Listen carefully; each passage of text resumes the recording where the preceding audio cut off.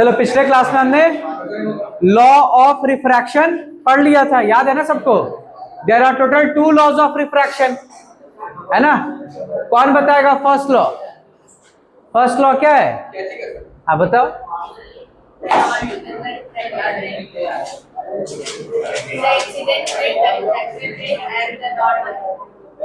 At the, very good, बहुत अच्छे।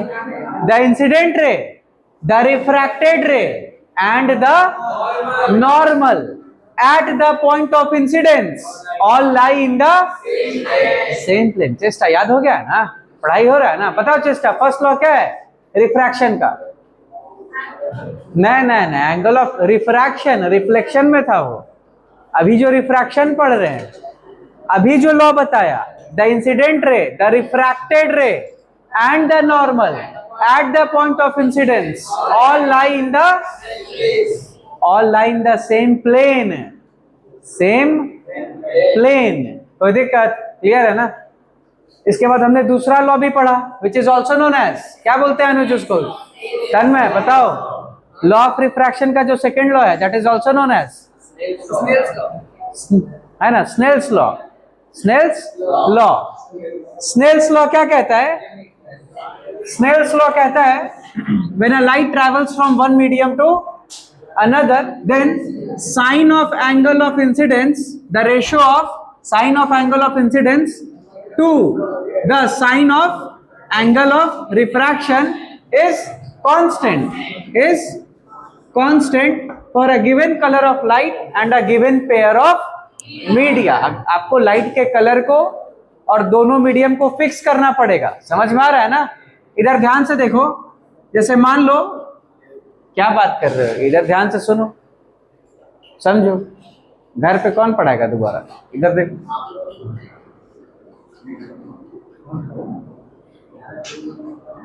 इधर देखो, इधर देखो, है ना? जैसे मान लो this is medium 2, this is medium 2, इसका रिफ्रैक्टिव इंडेक्स है N2, दिस इज मीडियम 1, इसका रिफ्रैक्टिव इंडेक्स है N1, ठीक है? अब इधर देखो, मान लो ये लाइट रे आया ऐसे और इधर की तरफ बेंड कर गया। समझ में आ रहा है ना? तो this is point of incidence, यहां पे नॉर्मल ड्रॉ करो। तो ये एंगल कौन सा है? Angle of incidence. ये एंगल कौन सा है? Angle of refraction. अब आप क्या करो, ये लाइट का कलर फिक्स कर दो। लाइट का कलर फिक्स कर दो। जैसे मान लो हमने रेड कलर का लाइट ले लिया। किस कलर का लाइट ले लिया? Red colour. आप किसी एक कलर के लाइट को फिक्स कर दो। उसके बाद आप क्या करो, ये मीडियम 1 और 2 को फिक्स कर दो। जैसे मान लो हमने मीडियम 1 ले लिया एयर, और ये दूसरा मीडियम ले लो वाटर। हमने दोनों मीडियम को फिक्स कर दिया। अब ये तीनों नहीं चेंज होना चाहिए। लाइट का colour medium 1 that is air और मीडियम 2 दैट इज वाटर, ये तीनों फिक्स हो गया। अब ये तीनों में से कुछ भी चेंज नहीं होना चाहिए। अब आप क्या करो, ये जो लाइट जिस डायरेक्शन में आ रहा है, आप इसकी डायरेक्शन को चेंज करो, इसको चेंज करो, तो एंगल ऑफ इंसिडेंस और एंगल ऑफ रिफ्रैक्शन चेंज होगा, लेकिन sine i by sine r का वैल्यू चेंज नहीं होगा। कंडीशन क्या है? ये तीनों फिक्स होना चाहिए, लाइट का कलर और ये दोनों मीडियम। अगर आप ये लाइट के इंसिडेंट लाइट रे के डायरेक्शन को चेंज करोगे, मतलब एंगल ऑफ इंसिडेंस चेंज करोगे, तो एंगल ऑफ रिफ्रैक्शन भी चेंज होगा। हाँ, लेकिन sine i by sine r का रेशियो चेंज नहीं होगा, वो कांस्टेंट रहेगा।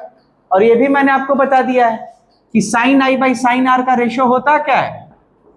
Sign i by sine r that is equal to the refractive index of medium, जिसमें एंगल ऑफ रिफ्रैक्शन बना, that is N2 divided by the refractive index of medium, जिसमें angle of incidence बना था, that is N1। उल्टा होता है relation, इधर I by R, तो I जिसमें बना था वो यहां पर आएगा मीडियम का रिफ्रैक्टिव इंडेक्स, R जिसमें बना था वो यहां पे आएगा। कोई दिक्कत? क्लियर है ना? यहां तक ये सब याद हो रहा है ना? अरे ये याद करने का तरीका बताया आपको, तो ध्यान रखना। Sine i by sine r क्या होगा? N2 by N1। और ये जो N2 बाई N1 है, इसको क्या बोला जाता है? Relative refractive index, relative RI बोलते हैं इसको। बोलने का तरीका आपको बताया था ना। N21 को हम लोग ऐसे भी लिख सकते हैं, that is N small two small one, subscript में 2 और 1 लिख दो, n2 1, n2 1 का मतलब होता है n2 बाई n1। इसको कैसे रीड करते हैं?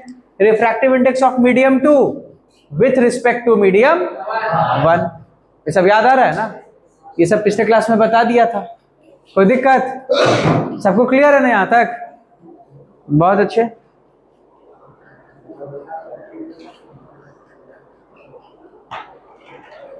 अब इधर ध्यान दो, इधर ध्यान दो। ये डायग्राम वहां पे बना हुआ है आपके कॉपी में, डायग्राम बना हुआ है ना? उसी डायग्राम में आप क्या कर रहे हैं ना, बस एक चीज ऐड कर लेना। इधर ध्यान देखो दो, ये जो मीडियम 1 है ना, ये जो मीडियम 1 है, आप क्या है तो इसमें लाइट का स्पीड है v1। v1 क्या है? v1 is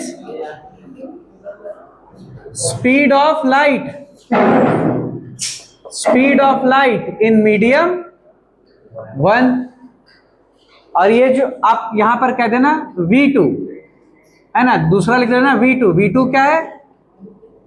speed of light in medium 2। कोई दिक्कत? या तो आप चाहो तो अलग से डायग्राम बना लो या उसी डायग्राम में लिख लो। v1 v2 क्या है? अरे n1 क्या था? Refractive index of medium 1, n2 refractive index of medium 2। v1 क्या होगा? Speed of light in medium 1, v2 speed of light in medium 2। ये बताया था ना, जब भी लाइट एक ऑप्टिकल मीडियम से दूसरे ऑप्टिकल मीडियम में इंटर करता है तो उसका स्पीड चेंज होता है। तो मीडियम 1 में हमने मान लिया लाइट का स्पीड है v1, मीडियम 2 में हमने मान लिया लाइट का स्पीड है v2। लिख लो इस बात को, लिखो, लिखोगे जल्दी। अरे फोन बच गया हो। लिखो लिखो। तुमको क्या लग रहा है? दिख नहीं रहा हमको। अभी हो गया, मार के फोन तोड़ देंगे वरना। लिखो जल्दी लिखो। क्या पावर्स? यहाँ से ज्यादा समझ में आ रहा है ना? पीछे मत बैठना गलती से भी, बहुत दिन पीछे बैठी है। अब जो बचा हुआ साल है आगे ही बैठना। समझ में आ रहा है ना?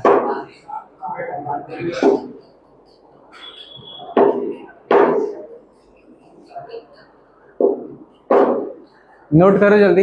हो गया ना यहाँ तक? ये सब नहीं लिखना, ये तो आपको बता दिया था ना ये सब।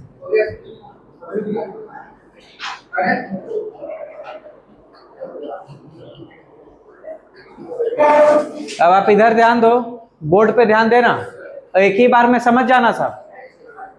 समझ में आ रहा है ना? बोर्ड पे ध्यान दो और एक ही बार में समझ जाना, ठीक है? दिखाई दे रहा है ना बोर्ड? ये शब्द आगे बैठा करो, हर्ष के पीछे गलती से भी मत बैठना, कुछ दिखेगा ही नहीं उस दिन फिर। समझ में आ रहा है? इधर देखो, इधर देखो, बोर्ड पे देखो, बोर्ड पे देखो, इधर देखो। ये n21 क्या होता है? n21 दैट इज, इसका मतलब है refractive index of medium 2 with respect to medium 1। आपको मैंने बताया था n21 को कैसे लिख सकते हैं, that is n2 by n1। ये भी आप जानते हो। समझ में आ रहा है ना? अब आपको ये भी पता है एब्सोल्यूट रिफ्रैक्टिव इंडेक्स का फॉर्मूला पढ़ा दिया था, है ना तन्मय? एब्सोल्यूट रिफ्रैक्टिव इंडेक्स का फॉर्मूला पढ़ा दिया था। n, किसी भी मीडियम का जो एब्सोल्यूट रिफ्रैक्टिव इंडेक्स होता है n, वो किसके बराबर होता है? That is speed of light in vacuum divided by speed of light in that medium. जिस मीडियम का रिफ्रैक्टिव इंडेक्स निकाल रहे हो, इधर ध्यान दो, दोबारा नहीं समझ में आएगा फिर। Refractive index of any medium is equal to speed of light in vacuum divided by speed of light in that medium। जिस मीडियम का रिफ्रैक्टिव इंडेक्स निकाल रहे हैं n equal to c by v, जहां पे c क्या है? Speed of light in vacuum, v speed of light in that medium जिसका रिफ्रैक्टिव इंडेक्स निकाल रहे हैं। कोई दिक्कत? क्लियर है ना? n2 किसका एब्सोल्यूट रिफ्रैक्टिव इंडेक्स है? मीडियम 2, जो वाटर है मीडियम 2 का, ठीक है? तो n2 को हम लोग ऐसे लिख सकते हैं, n2 इस फॉर्मूला की मदद से n equal to c by v, तो n2 equal to c by v2, है ना? मीडियम 2 में लाइट का स्पीड हमने क्या माना है? v2, तो n होता है c बाई v, तो मीडियम 2 का रिफ्रैक्टिव इंडेक्स n2 क्या हो जाएगा? That is c by speed of light in medium 2 that is v2। n2 को हमने लिख दिया c बाई v2। उसी तरीके से हम लोग n1 को क्या लिख सकते हैं, c बाई v1। यहाँ पे देख लो c से c कैंसिल, डिनोमिनेटर का डिनोमिनेटर कहाँ चला जाता है, न्यूमरेटर में, और न्यूमरेटर का डिनोमिनेटर कहाँ आ जाता है, डिनोमिनेटर में। तो यहाँ से क्या आ जाएगा, that is equal to v1 by v2। कोई दिक्कत, ये फॉर्मूला भी आप ध्यान रखना।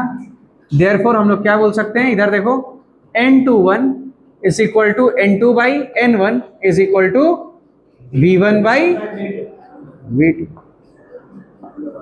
लिख लो इसको, कोई दिक्कत, क्लियर है ना यहां तक, नोट करो, नोट करो जल्दी। रिया क्लियर है ना यहां तक, वेरी गुड।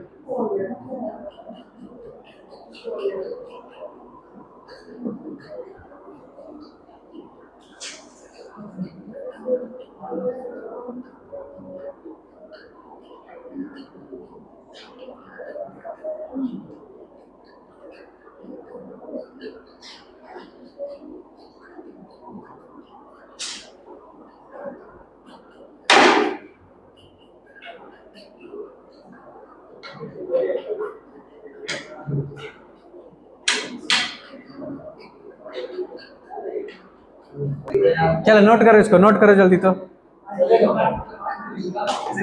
नोट करो जल्दी इसको पहले।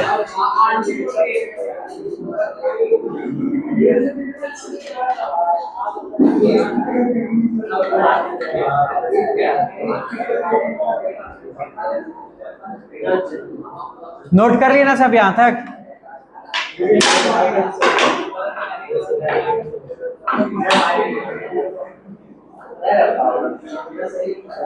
हो गया यहां तक। इसके बाद इधर ध्यान दो, ध्यान दो, जैसे n21 है, n2 बाई n1, ये लिखना मत, ये बस समझ लो। उसी तरह से n12 क्या हो जाएगा, n1 by n2 that is equal to v2 by v1। ये सब समझ में आ रहा है ना, कोई दिक्कत, क्लियर है ना, बहुत अच्छे। तो ये इंपॉर्टेंट फॉर्मूला है, ये ध्यान रखना आप, ठीक है।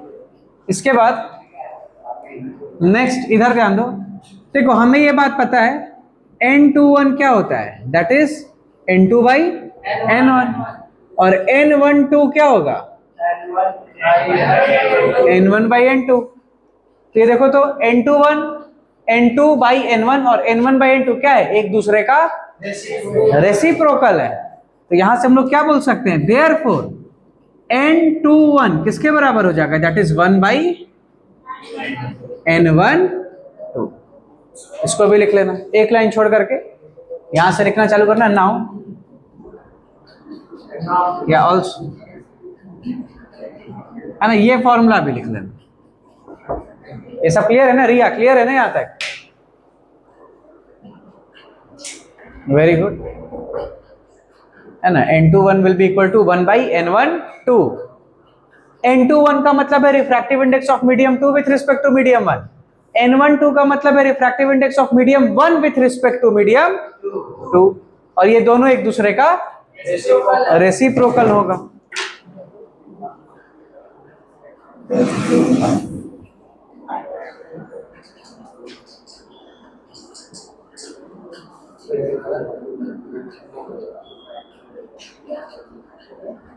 हो गया ना, नोट कर लिया ना सब यहां तक, गुड, समझ में आ रहा है ना सर। सब रिवाइज करते जाओ, याद रखना, सब भूलना कुछ नहीं है, रिवाइज करते जाओ, चीजों को याद रखो, है ना, क्वेश्चन बनाते जाओ। एनसीईआरटी का इंटेक्स और एक्सरसाइज क्वेश्चन कर रहे हो ना सब, तो आप कब करोगे, गर्मी छुट्टी में नहीं करे तो आप कब करोगे, जो जो चैप्टर पढ़ा दिए उसका तो करो। इंटेक्स्ट क्वेश्चन और एक्सरसाइज क्वेश्चन बनाते जाओ खुद से सब, अरे सब आपका ऑटोमेटिक होमवर्क है। अरे आप नर्सरी में हो क्या कि आपको मैं बोलूंगा कि बाबू ये चैप्टर कंप्लीट हो गया, इसका सारा क्वेश्चन कर लेना, हाँ? अभी भी बउआ हो सब, हाँ? चम्मच लेके मुंह में खाना खिलाए आपको, तब अरे आपको खुद से समझना, जो चैप्टर हो गया उसका एनसीईआरटी का सारा क्वेश्चन खुद से ईमानदारी से कर लेना है, इन टेक्स्ट और एक्सरसाइज क्वेश्चन, वही सब तो पूछेगा बोर्ड में, है कि नहीं। चलो एक लाइन छोड़ करके लिखो, इसके नीचे, इस फॉर्मूला के नीचे लिखो, लिखो रिफ्रैक्टिव, जब भी रिफ्रैक्टिव इंडेक्स बोलूंगा तो क्या लिखोगे, आर आई, तो शॉर्ट में लिखना कैपिटल आर कैपिटल आई, लिखो लिखो the refractive index for light, the refractive index capital R capital I, लिखो the refractive index for light, the refractive index for light going from, the refractive index for light going from medium 1 to medium 2, the refractive index for light going from medium 1 to medium 2 is equal to the reciprocal, is equal to the reciprocal, is equal to the reciprocal, is equal to the reciprocal of the refractive index, of the refractive index, is equal to the reciprocal of the refractive index for light,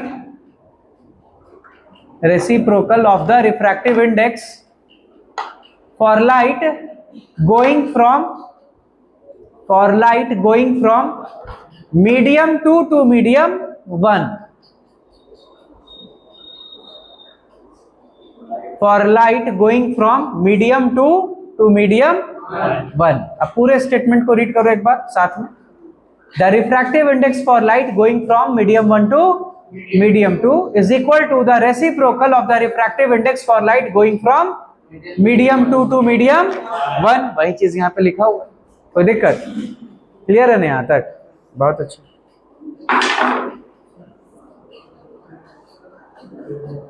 तो देखो light वाले chapter में अभी तक हमने काफी सारा चीज पढ़ लिया है कि नहीं।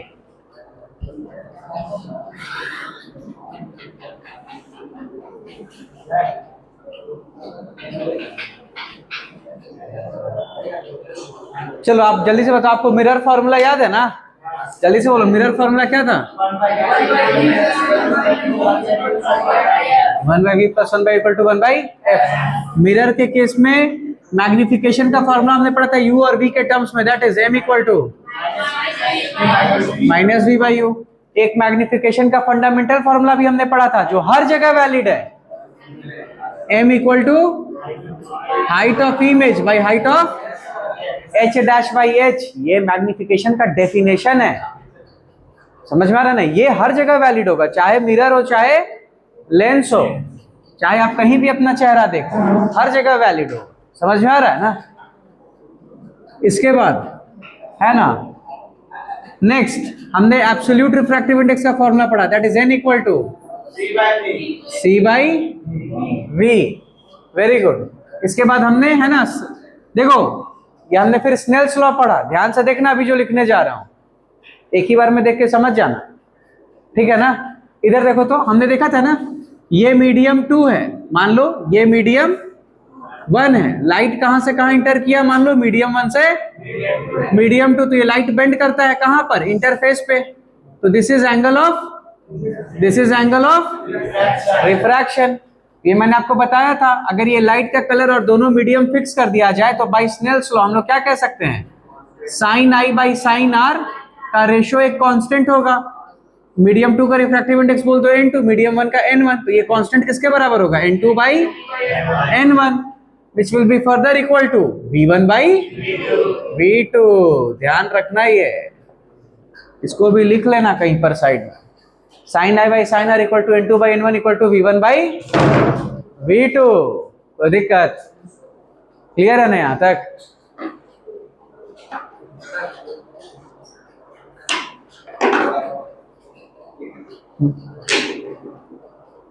नोट कर लिए ना सब यहां तक, है ना? Sine i by sine r equal to N2 by N1। और बाद में देखो ये रिलेशन हमने प्रूफ किया था ना, N2 बाई N1 किसके बराबर है? V1 बाई, तो sine i by sine r इसके बराबर भी होगा, V1 बाई V2 के बराबर भी होगा। कोई दिक्कत? सबको क्लियर है ना यहाँ तक? बहुत अच्छे। तो अभी के क्लास में यही तक रखते हैं, यहाँ से नेक्स्ट क्लास में कंटिन्यू करेंगे, ठीक है ना? कल संडे है, संडे को अच्छे से यूटिलाइज करना, पढ़ना सब अच्छे से। रिया क्लियर है ना यहाँ तक? Very good.